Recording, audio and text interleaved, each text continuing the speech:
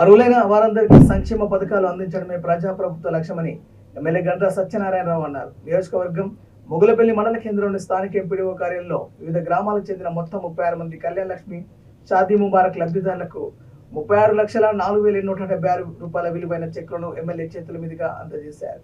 ఈ సందర్భంగా ఎమ్మెల్యే మాట్లాడుతూ సీఎం రేవంత్ రెడ్డి ప్రజాప్రభుత్వంలో పేద ప్రజలందరికీ న్యాయం జరుగుతుందని తెలిపారు.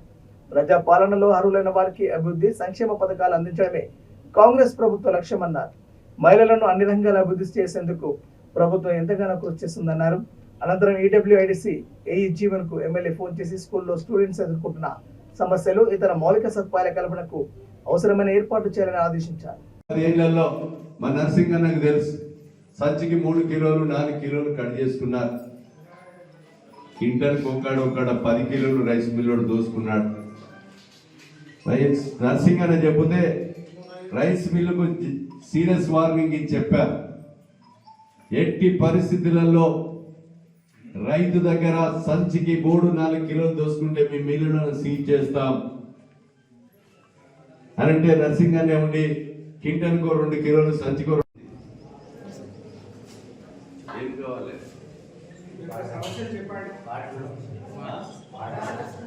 వాటర్ వస్తుంది. బోర్ వాటర్ సరిపోతుంది, గ్రౌండ్ వాటర్ ఇప్పుడు ఎండాకాలం వస్తుంది, గ్రౌండ్ లెవెల్ వాటర్ తగ్గిపోతుంది సార్. నిన్న ప్రాబ్లం వస్తున్నాయి కానీ అక్కడ ఏదో కొంచెమే కనెక్షన్ చిన్నగా ఇచ్చింది సార్.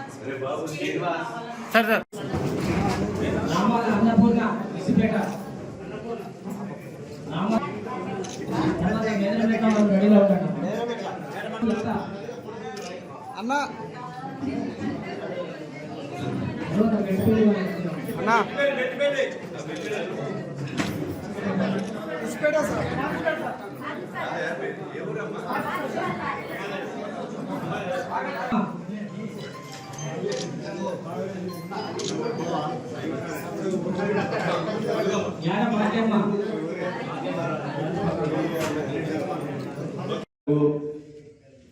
అదేవిధంగా రియల్ ఎస్టేట్ వ్యాపారులకు 21,000 కోట్లు రైతు భరోసా రైతు బంధు ఇచ్చారు. మనం ఈరోజు మొదటి సంవత్సరం 7,500 కోట్లు గెలవగానే ఇచ్చి రెండోసారి ఎందుకు ఇవ్వలేదంటే ఇలాంటి రాళ్ళు గుట్టలు బండలు పొలం దున్నుకొని కాస్తు చేయని రైతులకు తీసేసి వాళ్ళు ఎకరాన 5,000 ఇస్తే ఇంకో 1,000 రూపాయలు పెంచి 2 పంటలకు 12,000 రూపాయలు 26వ తారీఖు రోజున మీ ఖాతాల్లో వేయబోతున్నామని మీకు ఈ సందర్భంగా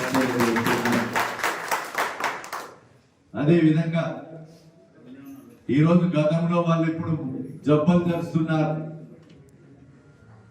ఇప్పుడు 36 మందికి ఆర్థిక ఇబ్బందులున్న కళ్యాణ లక్ష్మి చెక్కులు కానీ అదేవిధంగా సీఎం రిలీఫ్ చెక్కులు కానీ సంక్షేమ పథకాలు కూడా ఆర్థికంగా ఆరోగ్యకరంగా లేకున్నా ఈరోజు గత 10 సంవత్సరాల బీఆర్ఎస్ ప్రభుత్వం మిగులు రాష్ట్రాన్ని 7 లక్షల కోట్లు అప్పు చేసి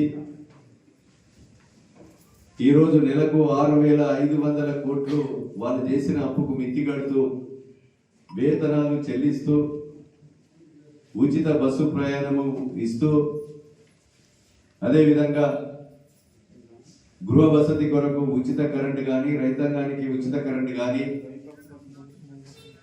500కు వంట గ్యాస్ సిలిండర్ ఇస్తూ ఈరోజు 5 లక్షల ఆరోగ్యశ్రీని 10 లక్షలు పెంచుతూ రేపు రాబోయేటువంటి రోజుల్లో